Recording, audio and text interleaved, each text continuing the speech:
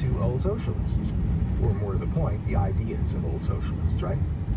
Sarah Leonard is a features editor for The Nation. She's been thinking a lot about this very point, and she recently wrote about her observations with a special first-person insight, I suppose you might say, in an opinion piece for the New York Times. Sarah, you sound like such a radical here. Welcome to Texas Standard.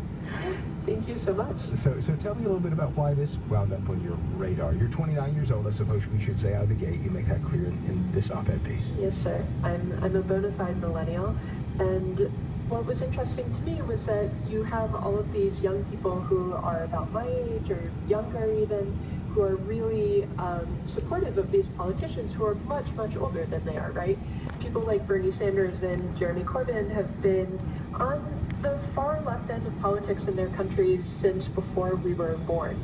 I was interested in why that might be, and that was what I was trying to explore in this piece. It seemed like there was a little incongruity there. Before we go too far, I mean, I'm already imagining what some of our listeners might say, especially younger listeners in Texas, who might say, well, look, Corbyn didn't win that election in the UK recently, and Bernie Sanders didn't win either, right? I mean, so what's this all about, really? That's a great point. Notably, in both cases, both of those candidates did far better than they were expected to do, to be fair. They didn't win those elections.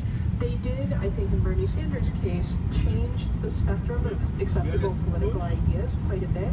In the case of Corbyn, he increased Labor's vote share dramatically when predictions had been that putting someone who was far to the left in charge of the Labour Party would cause their share to drop. So I guess the point you're making is that people like, say, Bernie Sanders or like Jeremy Corbyn, they sort of kept carrying that torch that tied the parties, their respective parties, back to the unions, back to the old working class that predated Bill Clinton and Tony Blair and some of those types who were much more sort of mainstream. Yeah, absolutely.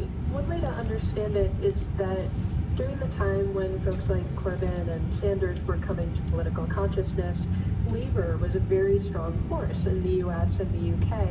The parties that were left of center, like the Labour Party and the Democratic Party, owed some of their power to the labor movement and therefore had to center policy